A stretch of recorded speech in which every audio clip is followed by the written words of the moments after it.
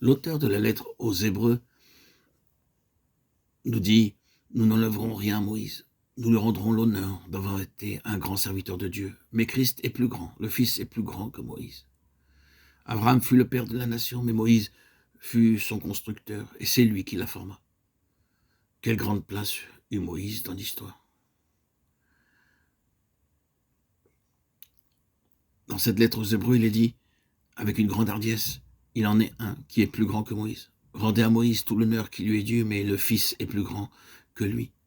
Ensuite, l'auteur de la lettre aux Hébreux continue à parler d'Aaron, qui fut le premier souverain sacrificateur, et par là, le représentant de tout le système sacerdotal.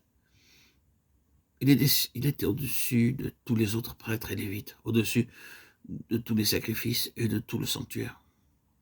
Au jour des expiations, il entrait seul dans le lieu très saint. Aucun autre que Aaron ne pouvait entrer dans le lieu très saint. Et l'auteur dit ici que le Fils est plus grand que Aaron, beaucoup plus grand.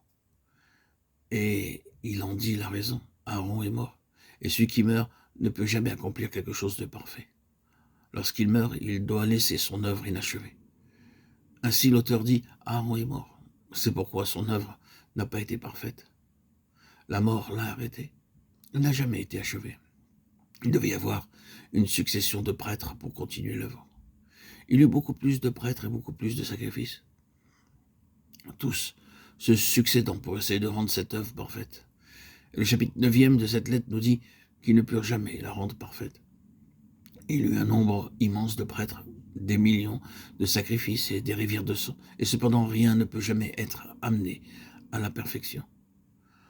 Alors, le Fils vint, un seul souverain sacrificateur, à jamais, qui est toujours vivant, Hébreux 7, 25. C'est pourquoi son œuvre ne peut plus être arrêtée. Tu es prêtre pour l'éternité, Hébreux 7, 17.